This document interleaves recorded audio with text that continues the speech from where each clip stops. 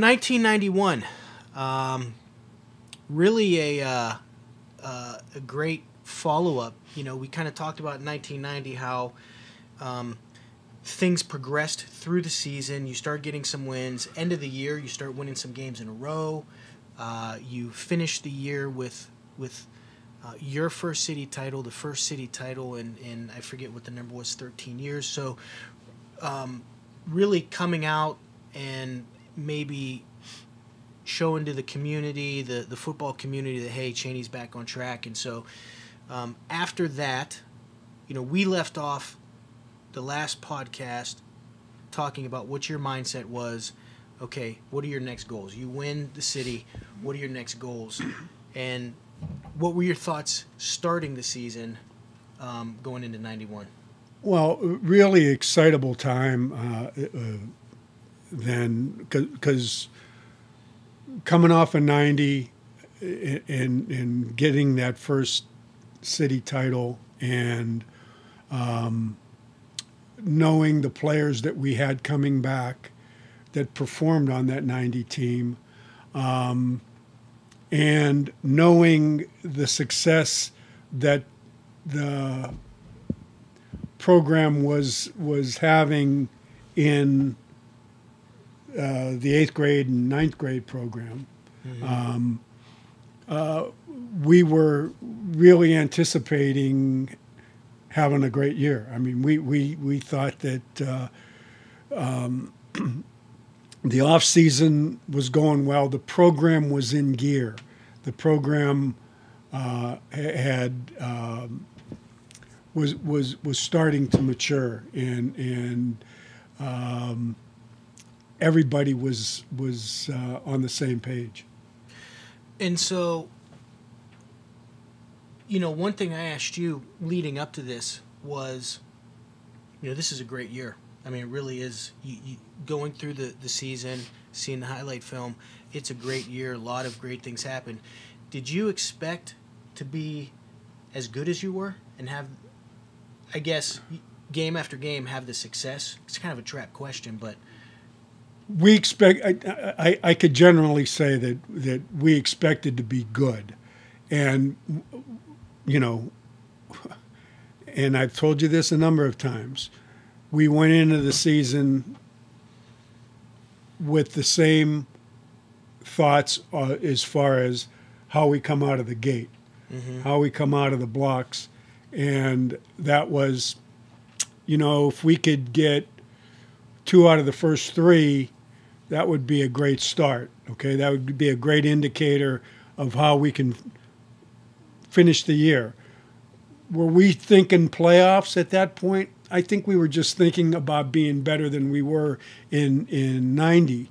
But I'm sure that the thoughts of playoffs were, you know, were present. I mean, I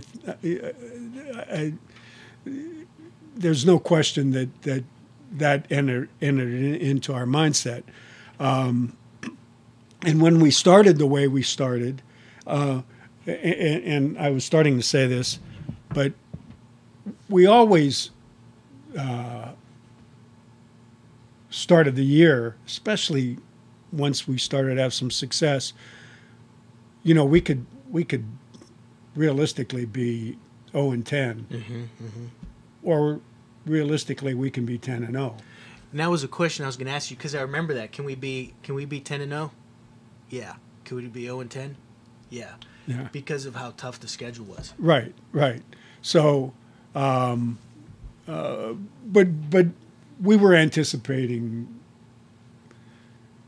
some fire to occur. I mean, we thought that knowing the players, the type of players, and how hard they were working in the off season, leading into the season, we were expecting good things to happen. Okay.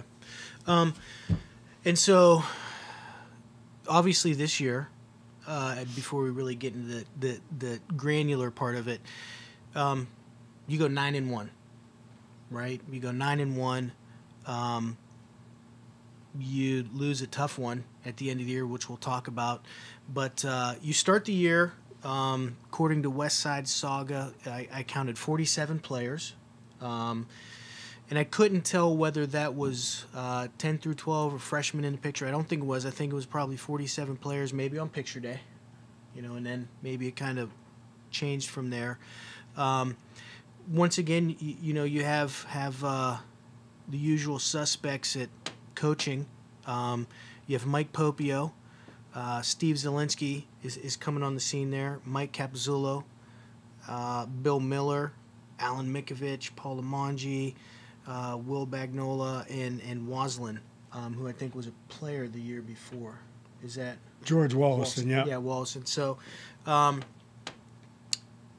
you start to see a lot of the guys that were with you there for a long run, that the core group, appearing in those pictures there, year 3, year 4. Yeah, we were, in the off season, the meetings that we had, and we spent a lot of time at Fred Ludwig's studio. Okay. Yeah. And making training tapes. Yeah. And eating a lot of pizza. Pizza Paul next door at Cornersburg would supply the pizza, but yeah, we were excited about the staff, and the staff was very excited about the talent that we had coming back. Yeah. So it says you have 16 seniors. A lot of the names that are showing up in here were names from the year before, contributors in some form or fashion, names that you've kind of brought up. This senior class has kind of been through the ringer a little bit, and then as juniors in 90, they see some success, 5-5, win the city title. That has to be, that would be the group you came in with, right? So 87, 88. This would be kind of that first group coming up, your first full year of the program. So they get some success. I mean, that has to be exciting for them as well. Yeah, and I remember talking to that gang in the hallway when they were ninth grade, in the ninth grade program.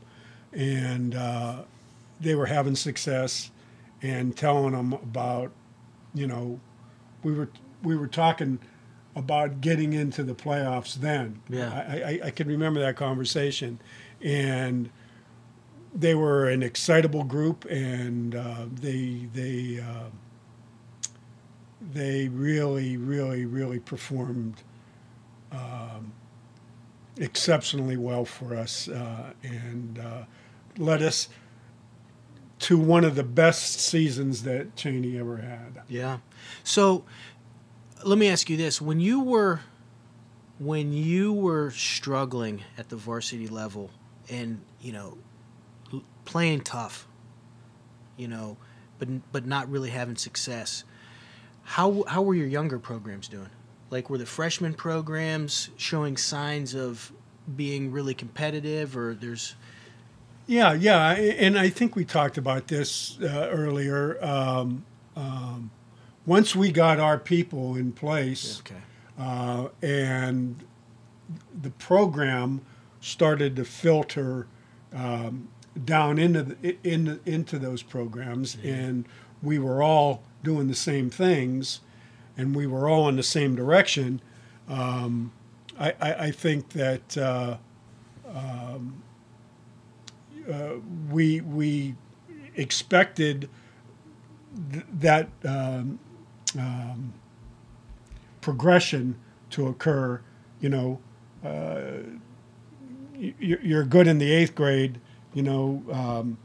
That's going to carry over into the 9th, and then you're going to bring that into the varsity program. For sure. And just going back, looking at All City that year, Brian Terleski, Chris Frank, Mike Billy, Mark Heron, Rich Sylvester, Sylvester Patton, Shane Highland, John Turek, John Wallaco, Jason Benson. So you start seeing a lot of Chaney players appearing in that all-city honor and getting those honors. And all of those guys that you just mentioned, if down the line they're not future Hall of Famers, I'll be very, very surprised because they just did a fantastic job for us. They were all excellent players. Yeah, and it kind of shows when you go through the season. There's names you see every week, but there's a lot of contributors, that appear in it. And so the first week, you go into Fitch. And what are your thoughts going into Fitch in '91? Well,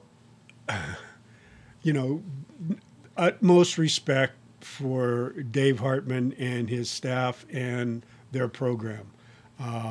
We hadn't won there in 13 years, but we knew that we were better, and we expected a tough game, and that's exactly what we got. And we made a play. So, yeah, and you took my first bullet point right the first time in 13 years. Maybe talk about the play. The play was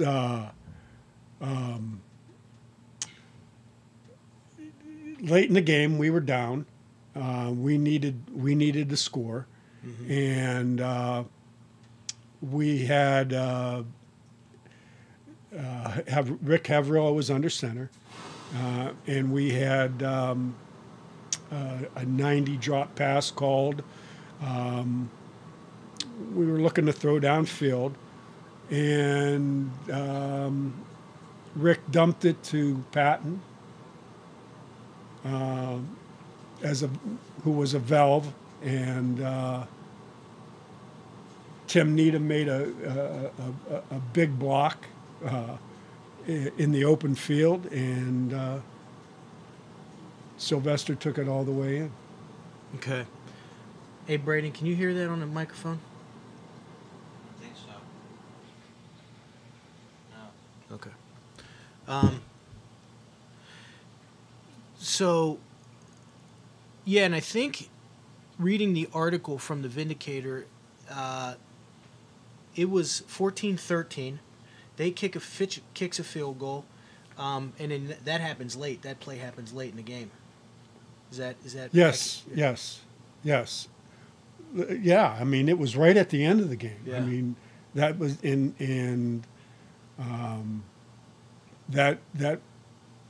that was electric. I mean, our sideline erupted, and that was the difference.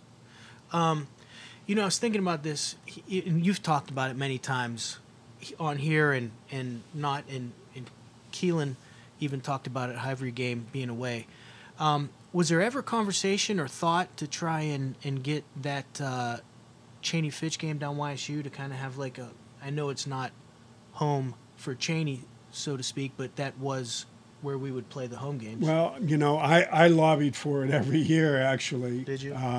And what I was told by the administration that that Fitch wouldn't go for it, that Fitch would drop us, and I indicated that I'll bet if you got on the phone right now and said, listen, if you don't play us next year, and because we had a great financial arrangement with them. Okay, I was going to ask that. Yeah, I mean, I'm pretty sure it was a 50-50 split. So you'd at least split the gate. Yeah. Okay.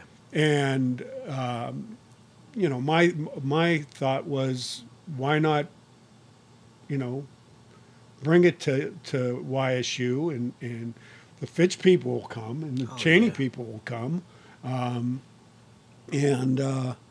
was told that it wasn't, gonna occur because they would drop us, And I, as I was starting to say, that I said, if you get the AD on the phone right now and tell him, hey, we're not playing unless we go home and home from now on, he'd sign on the dotted line. But you know, it was easier again, and that's the direction that we went. You know, they're saying, why create a situation where we have to host when we're going to reap the same benefits by doing less, you know? But the answer to your question, I don't think there was any thought to having the home field advantage. Yeah. As far as we were concerned. I mean, not that anyone wanted to see us lose, but it was like, hey, it's not a big deal. Right. You know? Right. So I guess, you know, if you're looking at it from the lens of the financials, right, but from the standpoint of equity, hey, we got to come over to your place every time. Why don't you come down here? And you being at YSU 3-4 times a year, it is a little bit of advantage, or because you're traveling anyway. But I just wondered that as you were kind of talking.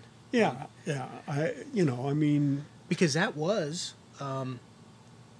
one of the feature week 1 games in the area. Absolutely. And that would have been a pretty big event for the casual fan to come see. Yeah. The next week, week 2, you go to Camel, and you win 9-0 in that game. You broke a 19-game home winning streak that they had, and a 13-game regular season winning streak. Yeah, they were riding pretty high, and Eddie had them going, and you know, I don't think it was our best effort, but you know, I mean, coming off of a great win like Fitch, you know, I actually think we were flat. A little flat, yeah. Yeah, and but you know, what was encouraging was our kids found a way to win, and you know, shutting out a good team. One of the big 3 on the schedule as the first 3 was a big deal. Yeah, and you know, some of the notes that I had there was obviously the streaks that you broke. You were quoted as saying you were determined to hand them this game. Yeah, I don't think we played without mistake. I mean, I think we had quite a few mistakes, as I recall, and it seems to me, and this might be somewhat of a fuzzy recollection, but that team, there was a segment of that team that was involved in the World Series, and baseball. Correct. Yeah. And they missed a portion of doubles to the point where, you know, we was really concerned going into the Fitch game because, I mean, in those, you know, Havrilla, Mike Billy are 2 names that stand out that were a part of that. And you're talking about, you know, your wingback and your starting quarterback. Yeah. And I'm sure there were a few more. Tom Mager might have been part of that too. Yeah. And the big deal was, you know, I wasn't going to deprive these kids of that opportunity. Okay, so, you know, we allowed it. You know, and you know, I'm not telling you that if we didn't, maybe they wouldn't have stayed with it. I don't know, but I just remember that being a precarious situation. Yeah. And we weathered it, and coming out of the Camel game, I think that we were like, well, these guys are finally starting to get their game legs, and after missing a number of sessions, and that's maybe our flat play. We kind of pointed to that. How did you, off topic here, how did you, the West Side, I mean, so many baseball players, right? I mean, how did you navigate that? Because, and I know we would always go during the day, but the guys who played baseball were not exempt from ever coming around or being part. How did you weather all that to balance it? Because you're right, there are some guys who are baseball players, but they play football. Right. And there are some football players, but they happen to play baseball. How did you navigate that? I don't. I'll be honest with you. Like I said, that was a unique situation that they went that far, that it cut into, because doubles were starting around mid-August then. Yeah, but even June and July, I mean, it was always kind of like, hey, if you're part of this team, you need to be here for what we're doing in June and July. That's still guys are playing baseball. Yeah, but we were always, especially with Pope being a baseball coach. But I know we're not talking about the Chaney baseball team. I know we're talking about summer league. We were always sensitive to that, and we allowed it, and we tried to practice around it. Yeah, gotcha. Most of our practices were, we never went in the evening. Right. Right. As far as conditioning and lifting, and I know now when I played, that's the only time we went. So, I wonder how the guys that played baseball managed that, but that was another time, another story. But going in the mornings, I think kind of alleviated that issue. Yeah, and I think Pope would always, back at that time, Pope was encouraging guys to play baseball, and there was, ton of involvement. So I'm sure, there was, like you said, sensitive. That was a good way to put it. Yeah, and as you say that, things would come up like in the off season when baseball was going on at Chaney, just from the lifting. But I knew what Pope was doing, right? And right. And I felt good about that. But there was what your pitchers were doing, and squatting and all that. That all entered into the discussion. But Pope and I had an open discussion about it, and we were able to maneuver that. Right, and there weren't guys trying to hide from the weight room going to another sport. No. Right. No. So back to the Camel game.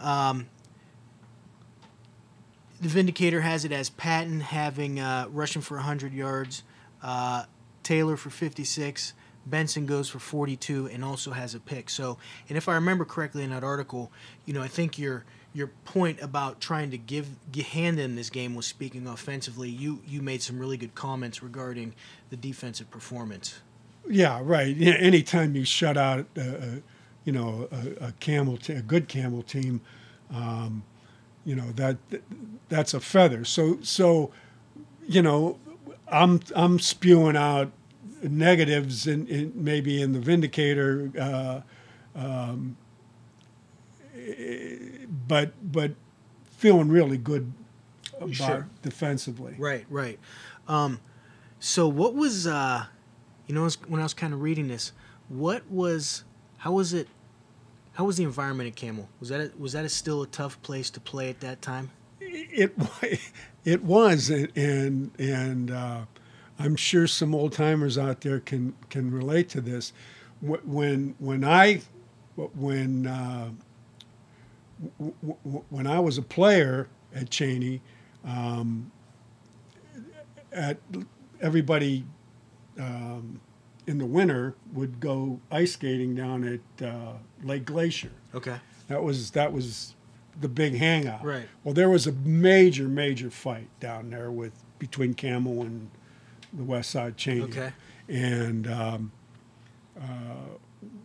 when that was my junior year, going into my senior year.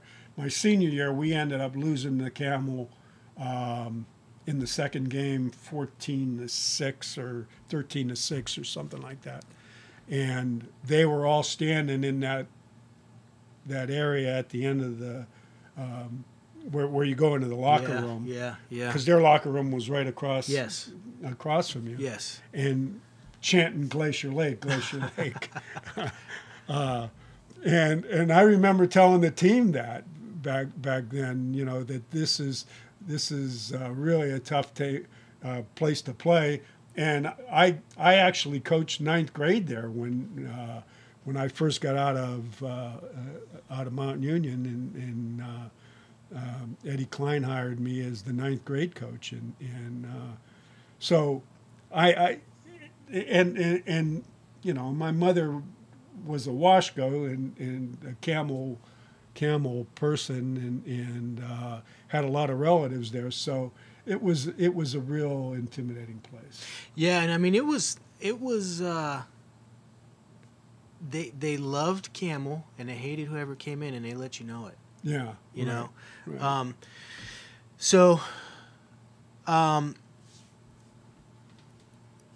Week 3, you go to beat South 29-7, and it seems like we kind of get this stuff from the yearbook. So, and it seems like things are shuffled a little bit. So I'm not sure how accurate it is. Would you have played Boardman week 3, or would there still have been some shuffling around? There could have been. I kind of think that we did play Boardman in week 3, but it's quite possible that because I remember that the South game. Not that I don't remember the Boardman game, but the South game was brutal heat. And that's what I was going to say. So it might have been early because it says it was a hot day. Vindicator says 90 degrees at YSU. Yes. So it was probably 110. Brutal bad. I mean, and that's, I told you this, that's when Joe Wilson said that he didn't pack the Gatorade.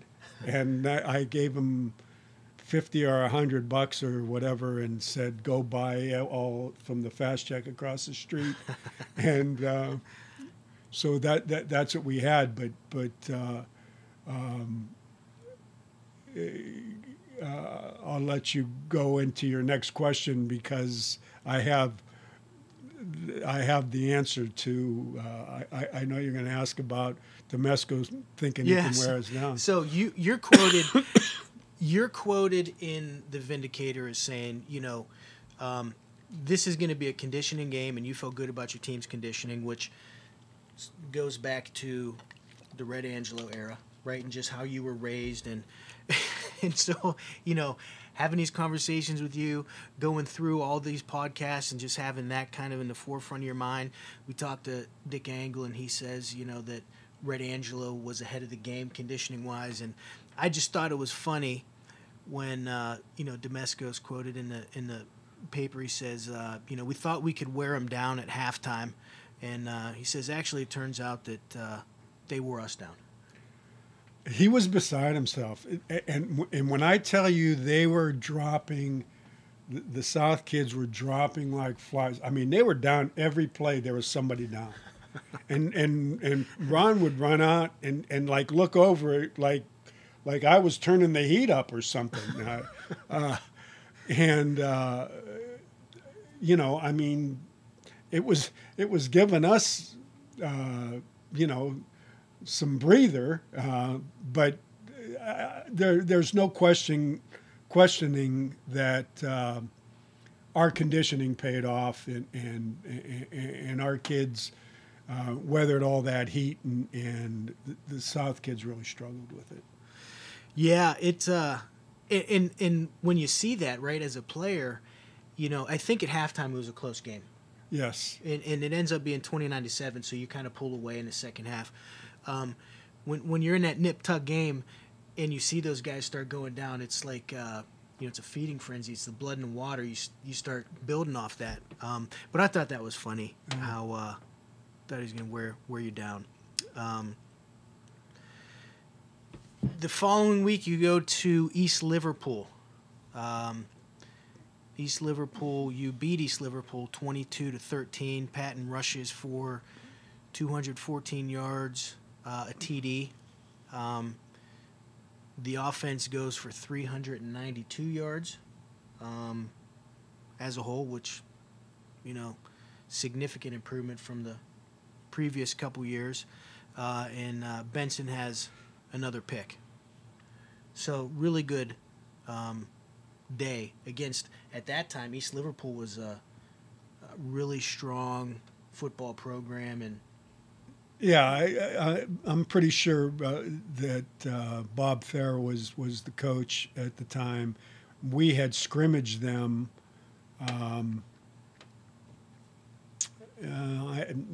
maybe after that or before that. I don't recall, but the history of Chaney East Liverpool went back to, I think, that 74 team that was undefeated. They went down there, and that's when they had a great back, Washington, I think was his name.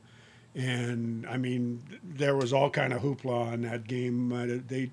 Ed told me that they dropped flyers from an airplane, beat Chaney, Wow. I mean, it was a really big deal. So we had a ton of respect for them, and it turned out as a great road win for us. Yeah. The following week, you go to Boardman, and one of the things at the Vindicator State, 6,500 fans, so it's a well attended game. Taylor and Patton both score. You beat them 14-3, and you are quoted as saying that this was the biggest win on your schedule. Yeah, it was because it's so hard to win there. It was so hard for us to get a win there. We play well, and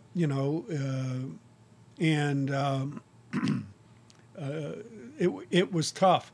And 14-3 is a bit to see. We were going in at the end, and we sat on the ball for the last 2 minutes, just eating clock. I mean, we were like on the 1 yard line, and took a knee like 4 times.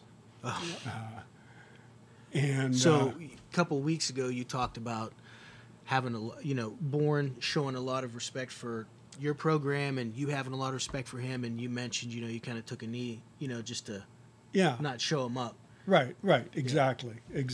I mean, we were happy how our kids played and performed, and we had the game in hand, and there was absolutely no point.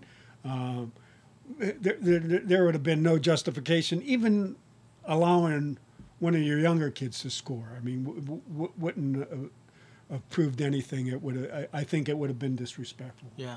Okay. Excuse me.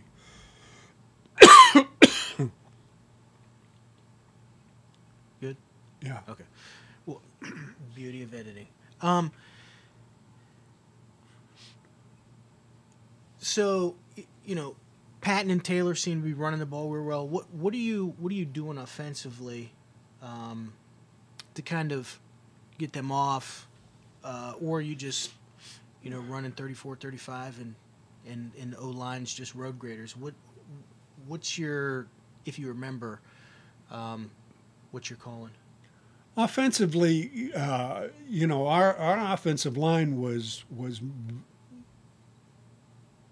really much improved. I mean, we were, and we had two good backs. I mean, there's no question. We had two good backs, and we had more than two good backs. I mean, we were using Taylor and Patton and Benson and Billy and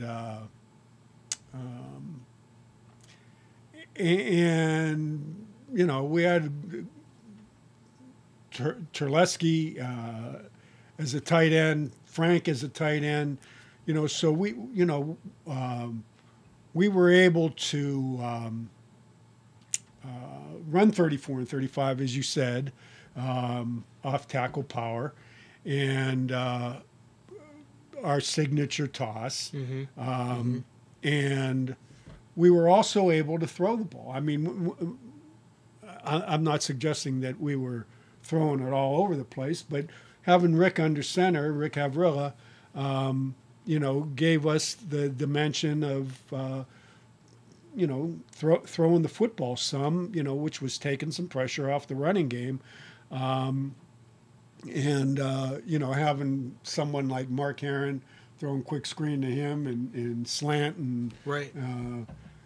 And doing some, you know, 5-step drop and you know, throwing the ball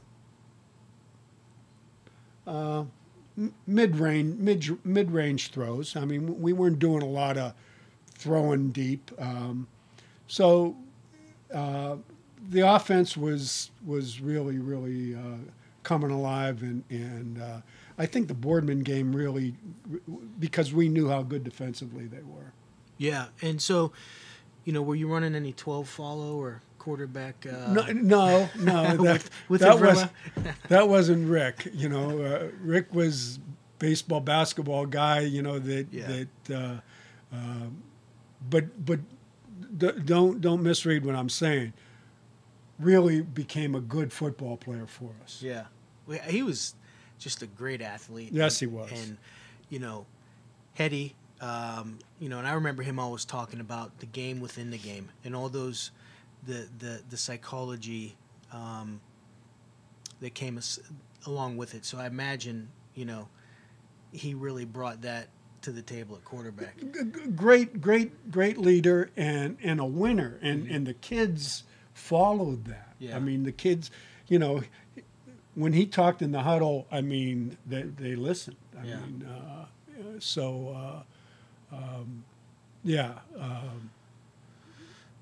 Then you get back to the city. You face Ran. You know, the little bit of rivalry that you've had there with almost beating him a couple times, beating him, almost pulling one out, then beating him for the city title. You play him down at Stanbaugh and you win 28-0. Any thoughts or? Well, I think bottom line, they weren't as good as they were in the past, and we were a lot better. Right, sure. And you play East. You win 21-0. Patton goes for 124 yards.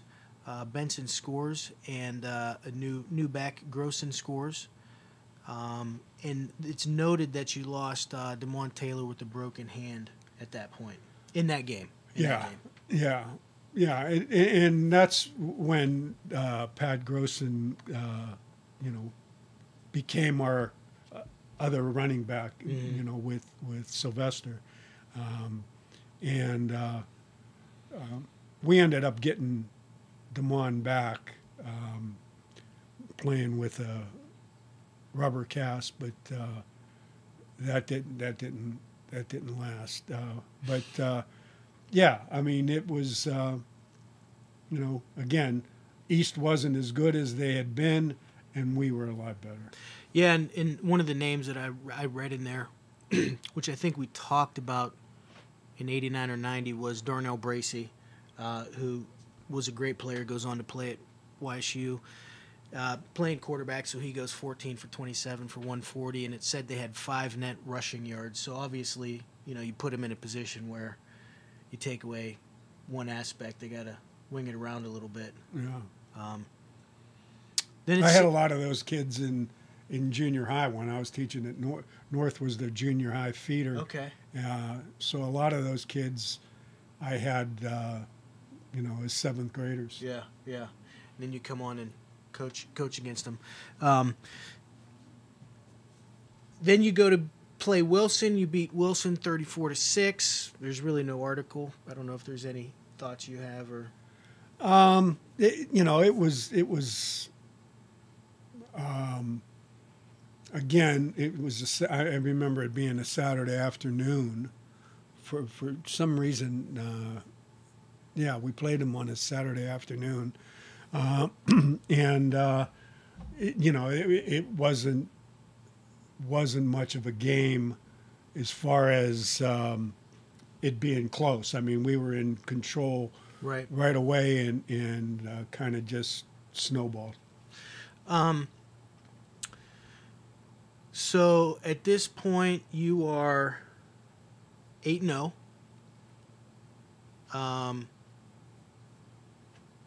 You're facing Cleveland Benedictine.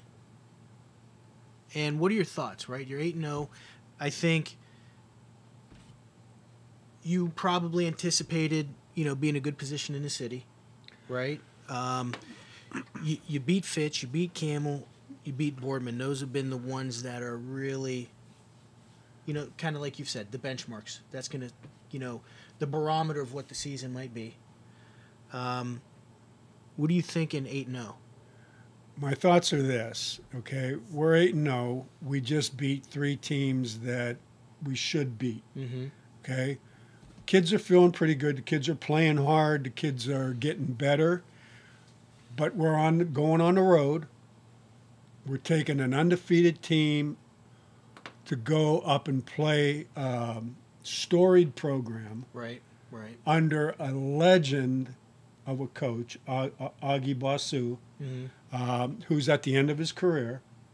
And they're the plain dealers, they're chirping that, he has seen better times. And he was, I think at that time, probably in his 70s. And I could be wrong. It might have been 80s. I mean, because he ended up coaching, I think, till he was 90. But Wow. He was certainly a legend there. Had won a number of state titles, and they had a great program. And you're on the road, and we traveled there, and I was very concerned. Anytime you're walking the undefeated wire, you're going to worry about everything. So we get there, and first thing, I take Damon to the officials' room, and he's got a rubber cast, and they look at it and say, he's good to go with that. I mean, he can play, and I don't know if they, and we had it. I don't know if they asked for a script or not from a doctor. Okay, right. Indicating but anyway, they gave us the green light. We went out to warm up. As soon as we took the field, the umpire come running over to us, and they're checking for various pads or whatnot, and he grabbed Taylor's hand and said, "He can't play with this." And I said, "Well, we just had this conversation." He said, "I'm sorry, but he's not allowed to play with it." So I don't know if they conferred after we left the room and said, we can't allow this. But in any event, he was out. What reason did they give? Did they say because you had a script, right? That was usually the situation. They come over and check it, and you show them the script. And was it because it was hard, or it wasn't wrapped, or what? Well, it was wrapped, and we had it was rubber. It was we had it the rubberized silicone type of cast on it. Right. You know, I mean, Well, let me ask you this: when you get back to Mahoning County, was he able to play? Did he play after that? he did, and to be honest, you know, maybe he played without it. You know, Yeah. maybe it was. Yeah. I don't recall that, but I remember getting the green light and then getting the red light. Okay, and you know, was that a matter of, oh no, what are we going to do now? No, I mean, it was like, okay, well, let's play the game. And, Sure. you know, and you know, Patton was healthy, and at the start of the game, and something occurred during the game that we didn't know about until after the season, actually. But what occurred? I mean, it was a hard fought game, and we tied it. They were playing better than we were. Yeah, and so it says that, you know, you lose the game 20-14. You tie it up with 1:26 left. Patton scores with 1:26 left. Yes. They end up scoring on a 58-yard touchdown pass with 31 seconds remaining. Yes. You know, to your point, Benedictine has 20 first downs. They go for 330 yards. Their quarterback throws for 220, and they had 2 picks. So probably with even some of those stats, it's, you know, it's Yeah, we tough to be in a game. We felt tying it at 14. You know, momentum our favor. You know, we weren't playing well, and maybe we were in a funk because we didn't have them on. You know, we didn't have the 1-2, but we, you know, Sylvester had a decent game. But what we found out after the season was on one of the kickoffs, he took a shot in the sternum, and there was a fracture. I mean, he got rocked, and he never said anything, and you know, never missed a play. Jeez. Played the rest of the season and played well, but it turned out that there was a fracture. But you know, whatever the reason was, being on the road, coming off of you know, beating 3 lesser opponents, no disrespect to any of them. Sure. You know, mentally not where we needed to be. You know, what happened with DeMond, you know, whatever. Once we tied it up, we thought, okay, we're back on track. You know, if we have to go in overtime, we'll win it in overtime. You know, let's do this. And then, you know, we get beat in the back for a big one, and you know, Well, I think licking our wounds. Yeah, I mean, and that's one of those things where when you're playing a good football team, you know, it comes down to a couple of situations where you got to make a play, and you know, that's when you're fighting a bear, sometimes you get the bear and sometimes the bear gets you. You know, and you play a storied program.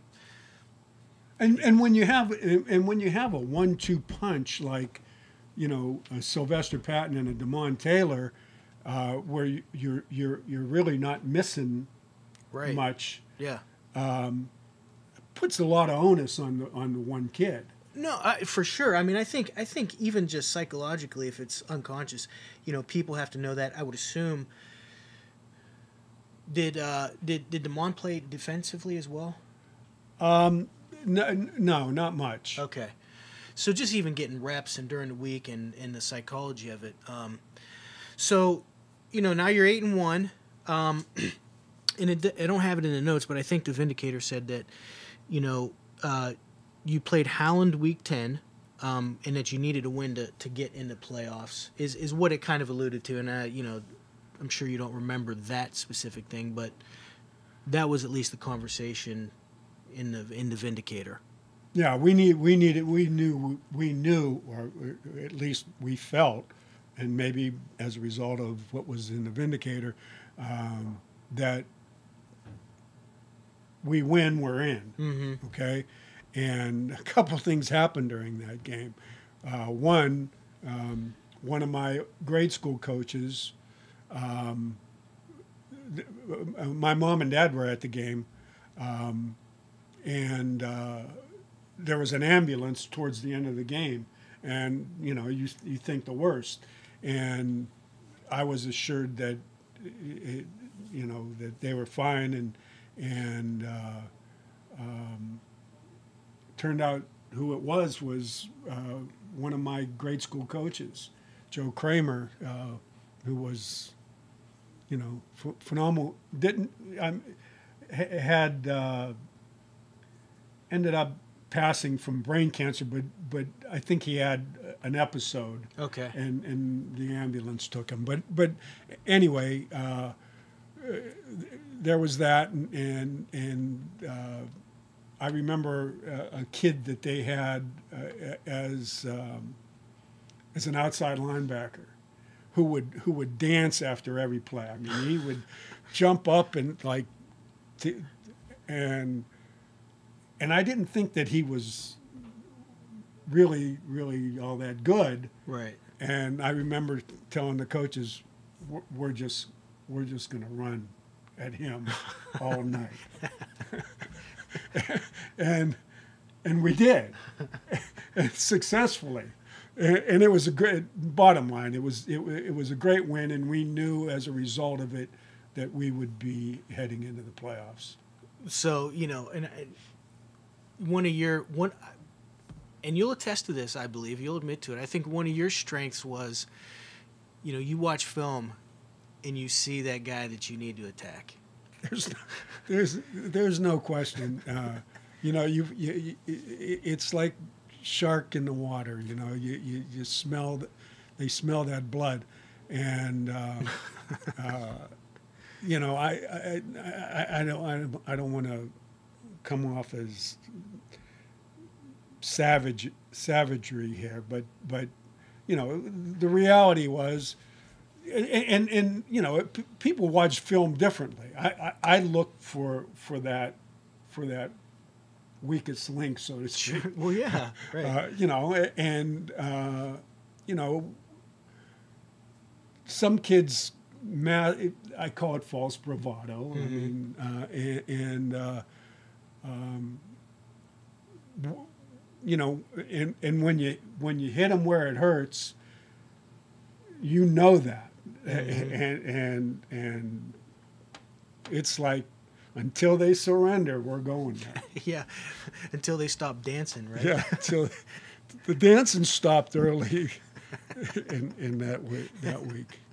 Yeah. So, a little bit about the playoffs in '91. We were talking before we started filming. Computer points at that time, right? But only 4 teams made the playoffs. Yeah. So now we're up to, my God, what, 12? 16? Yeah. So to be quite honest with you, there were probably, 4 divisions, 5 divisions?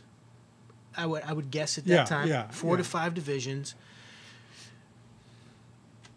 You guys were probably 2, I think. We were 2, yes. Okay. In '91. So, that's a huge accomplishment to, be one of the top 4 teams from your region. And we kind of talked about this when we talked with Coach Angle about the, not disrespect, but the watering down of like all city, all SVC, how it's really meaningful, and I'm not saying we should go back to 4 teams by any means, but to make it at 4 is pretty amazing.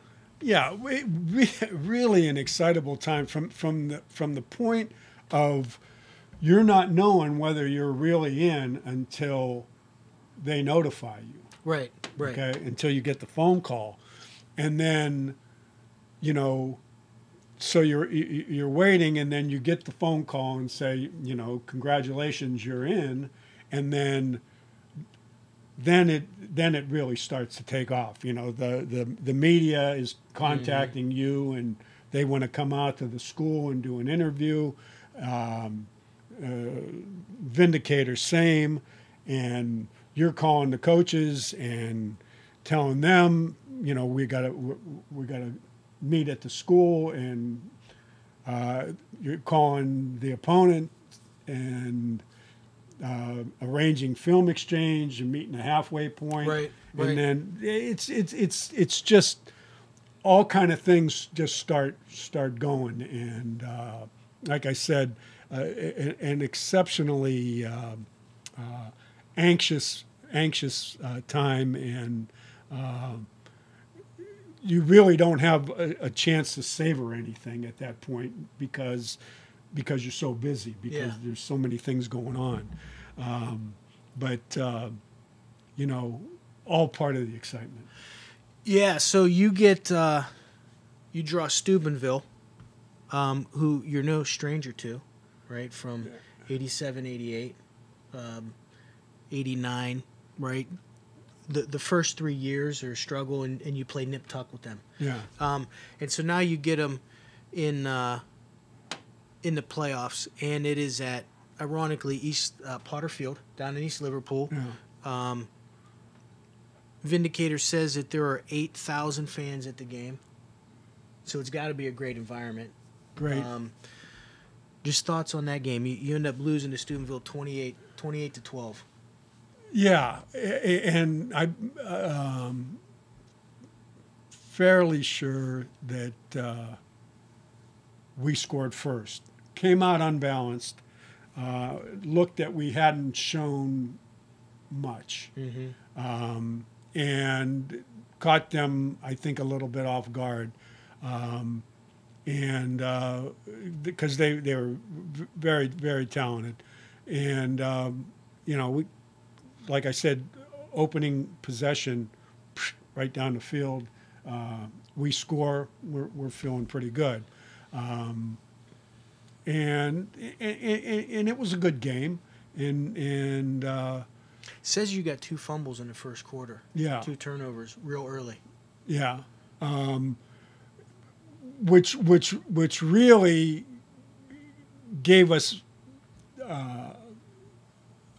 more confidence than even the first drive. Okay, the first drive, our mindset was, well, this little wrinkle is, but they'll adjust to it. Mm-hmm. There's no question that they'll make some adjustment to it. But getting the 2, we're thinking, well, maybe fate's on our side in here, and we can get this. And then, I don't want to say reality kicked in, but, they were a good football team. Right. That understood the rigors and what playoffs were about. This was a new experience for us. And they were better than us. They were a better football team than us. Yeah, and reading the article, Reno talks about, I think you alluded to their playoff experience, like in your comments after. Yeah, Reno said it was overstated. Yeah, it was overstated. So, but certainly, you've been there before. Even if you've just been a sophomore, junior, or non-contributor, you're in that environment. You expect to be there. Yeah. So it says Patton scored a rushing touchdown, and Havrilla throws a touchdown to Billy, and it ends up didn't Steubenville have either a good running back or a good safety? I want to say Buster Washington or Buster Douglas or not Douglas. Yeah, they did. They had. I think he ended up going to Ohio State and playing for them. How was Reno to deal with during that time? Well, there was I think a mutual respect. I mean, Reno, because we didn't play him in '90, but you know, the times we played before that, I think that he had developed a respect for us, that we came down and played their socks off the two times down there, and we got into and I want to say it was the '90 season where he'd call me about a film or something, and or had his film guy call me. I don't know, but Did you have Fred call him then? no, Your no, film guy? no. I call it, yeah. I think there was good, healthy respect by both of us. Did I'm trying to think after that. Did you have any more run-ins with Steubenville, either in the playoffs or probably not during the regular season? Then? No. Okay. No, other than we did a scrimmage one time. Yeah, that was an event. Passing, yeah, in Salem. Holy cow. So, season total, regular season, you know, you go 9-1. You finish up with 9-2. We were talking about this before we got on before we started recording. I didn't realize this was the first appearance, not only for you but for Chaney. Yeah. First playoff appearance. I thought that was pretty interesting. Just that, you know, it was the first time to kind of get in with all the great teams. Yeah, and it was something that, you know, we felt really good about achieving, and you know, the accolades started to just pour in. I mean, the Eastwood Mall had us and JFK. We bust out to there, and they presented us with a check and a plaque, and Tony Napolet. Tony Nappy was at JFK then, and you know, the two teams from the area that represented the area in the playoffs, and it was, like I said, it was you know, with the banquet and everything, it was all kind of excitement. So, you know, with all those things happening, you know, you go through 3 tough years, and maybe because you had that 5-5 year and you start winning the city and things are really looking up. But when you go here and you go 9-1, do people approach you differently? Do people treat you a little differently? Like, everybody wants to rub elbows with the winner now, you know, like did that change at all? Yeah, I think the fan base, you know, increased. Obviously, you know, everybody loves a winner, and you know, our mindset was, okay, we in '90 we got to what we thought was good. In '91 we were better, and we thought, you know what, in '92 we can be better than we were in '91. Yeah. And it was all because of the program coming into fruition, and we were getting good players. Yeah. You know, well, sure. That always helps, right? It always helps. So let me ask you this. As you were talking, I was just thinking, at the beginning of the year, you beat Fitch for the first time in 13 years.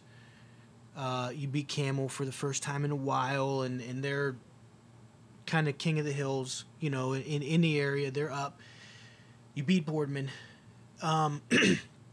Do you feel like, how much of you, knowing the history of Chaney and how great the history has been, and translating that to those kids, How much do you think that played in? Because I guess sometimes if you don't know what's happened before you, or you don't know how great something has been, maybe you never get over that hump. Does that make sense? Yeah. And you're right. It does enter into it. You know, I mean, we were very conscious of our history, and we wanted our kids to be conscious of our history too. I mean, you know that when, and this is after, you know, what we're talking about now. This was in you know, the mid to late 90s. You know, Roy Guy used to test the kids on Chaney history. Yeah. You know, Yeah, I right. mean, You're right. he'd give tests to the ninth graders Yeah. on Chaney history, football history.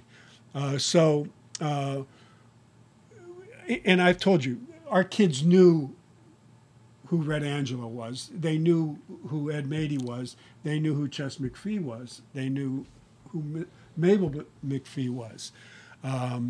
They knew about Frank Sinkwich, you know, because we talked about that. And on all the plaques and awards that were given, it was always included, the catchphrase was, the tradition continues. It was always about the tradition. Right. And today, doing this, it's about the tradition. Right. That's what we're talking Right. about. And hopefully, Chaney football team this year is about the tradition. Right. So, yes, that was a major part of it, a major part of it, and you can discuss that with the kids. It wasn't, you didn't just have to ask about their grades. You didn't have to just talk about how they performed that Friday or Saturday. You could talk about Frank Sinkwich and have dialogue. So the history was a big part of it, and there's no question that it was instrumental in the success that we were starting to have. And then the other thing I wanted to ask you, so, you know, you're getting into the season, you're you know, same thing, right? You're winning these games. You've beaten 3 teams that are, like we said, the barometer of your season. They're going to forecast what it could potentially be. And having been through a number of seasons with you, did you ever really enjoy those wins in the moment?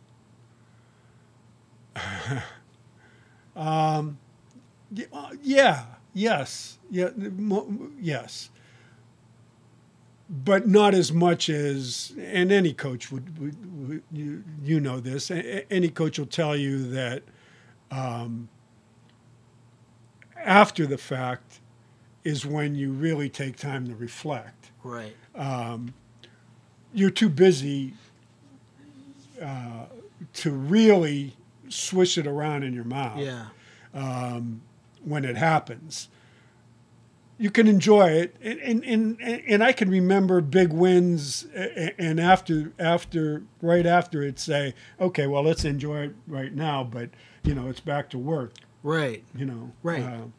And I think that's, like, to me, you know, sitting here and not feeling it, but empathizing with the difficulty, the 3-4 years that you just went through, and you finally get Fitch. Like, that should, and then you finally get Campbell, and then you finally get Boardman. You know, those would, especially at the start, that would be where you'd really want to say, or maybe the trap is to really say, oh wow, we did it, and then you get one of the trap games coming up. But I guess that was just kind of like, you're accomplishing these things are coming to pass. You know, you enjoy it now, but did you enjoy it? Maybe enjoy. Did you appreciate it then? Definitely appreciated. Definitely enjoyed it, but did I have time to celebrate it? No. Right. No, you just don't, because it's that's the nature of the game. It's back to the next week of preparation. Right. You got after the game, you know, go to bed at midnight if you're lucky, and then next morning you're back in the office breaking down film. And unless you win them all, Yeah. you know, unless you win them all, you know, there's no there's no complete satisfaction. Right. You know. Right. So season totals, big switch here. You know, scoring 221 points and giving up 72 in 11 games. So, you know, averaging less than a touchdown defensively, giving up a game. So things are really starting to come around on both sides of the ball. Yeah. The easy thing to say at this point is, you know, better players. Right. Okay. But that's, to me, that's disrespectful to the guys that climb the mountain, and so I'm going to say the players had developed more to that point. They didn't believe any more than Paul Lamongi, Dick Snyder, Danny Turek, and on believed. As far as in the program, I think it became evident that they believed and expected to win. And was that more preparation, more belief in what the coaches were selling?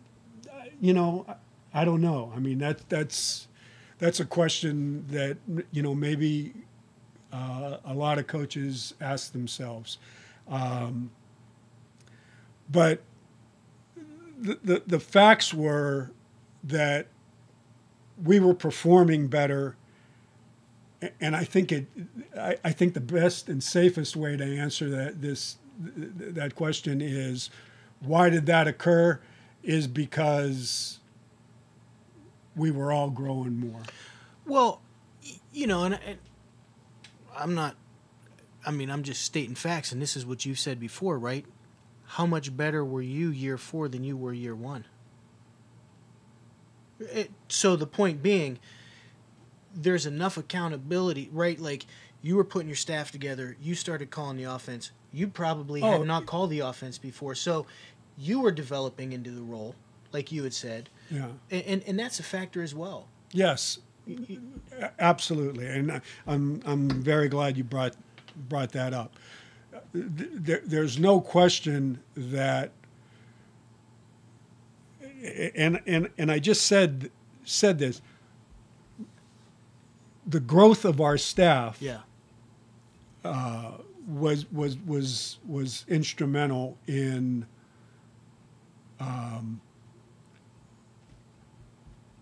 us making our pitch to the kids, and the kids, you know, believing. And I've been thinking a lot about it because we've been gone through those first 3-4 years, and you know, I've thought a lot about just really how tough it was, but how close you were, and it is like, you know, it is a bit tragic that they didn't get to experience that success, and And I think that's like on the first episode we talked about maybe some of those unsung heroes. You know, that's they probably deserve more honor than maybe the guys who got the some of the victories. You know what I mean? Yeah, and you're 100% right. You know, Red used to have a sign that he hung that said, "Work is sweat and sweat is success," and I believe that we worked, you know, in 87, 88, 89, we worked extremely hard. Okay. But probably when things started to take off, as a staff and as players, we worked harder. And that was the mindset. The mindset was always, okay, it's like that old commercial or that used to be on where the coach is talking, you know, kind of throwing out hell, and the player says, "Coach, we're winning 45-0, and he says, "That's what I'm talking about. You can't never be satisfied." Right. And I think that's that's okay. That was good, but we can do better. And that's why I kind of asked you about the did you ever enjoy it and with context, right? Like, because I felt like coaching for you, that was probably one of the things that I felt like a lesson that I learned early on was that, you know, yeah, this is great, but never lose sight of what's next. Like, never. And never get too full of yourself and never really get stuck on what you did last night and how good that win was, because, you know, the next one's on. And that switch was never flipped off, I guess is what I'm kind of saying. yeah, you know, it's the old coaching adage that yesterday's headlines won't win tomorrow's football game. Right. And that's the case. You know, it's all about preparation. Heck, I remember speaking to my daughter's fifth grade class. I might be wrong on that, but it was fourth or fifth grade class, and bringing them T-shirts that said, like, the little train that I think I can. Yeah. But the whole, and I probably lost the kids, but my whole spiel to them was preparation is 90% of the battle, and it's all about being prepared, because the talk was on the proficiency tests. Okay. Yeah. Okay, so the teacher asked me to come in and talk. So I'm talking to these fourth graders about, you know, preparation and, you know, what we do to prepare, and like, you know, they like the T-shirts. Yeah. But I don't know. But yeah, that. So again, I know exactly what you're asking and where you're going.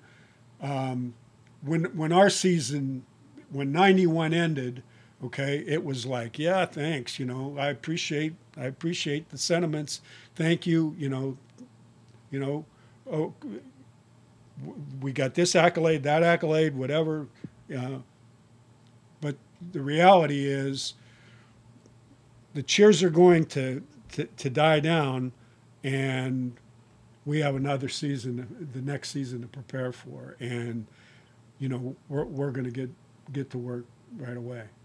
Okay. Yeah. Looking through this, what a great year, and as they say, you know, things are going up and to the right, for the kids, for the school, for the community. So, And then the next year is another great year. Yeah. So 92. All right. Our Good deal. kids. Let me just end with this. Those warriors that started with us at the beginning, they didn't know how to win because we didn't know how to teach them to win. Mm-hmm. Once we started winning, they expected to win because we were evidently teaching them the right things, and they were learning how to win, and they learned how to win. And once they learned how to win, it just became a habit. Right. Yeah, I think maybe at some point it'd be interesting to hear from some of those first couple groups that kind of went through it, and as you say, sacrifice so that the others could get over that, because it's it really is just a neat story and a neat progression, how it all kind of plays out. So Absolutely.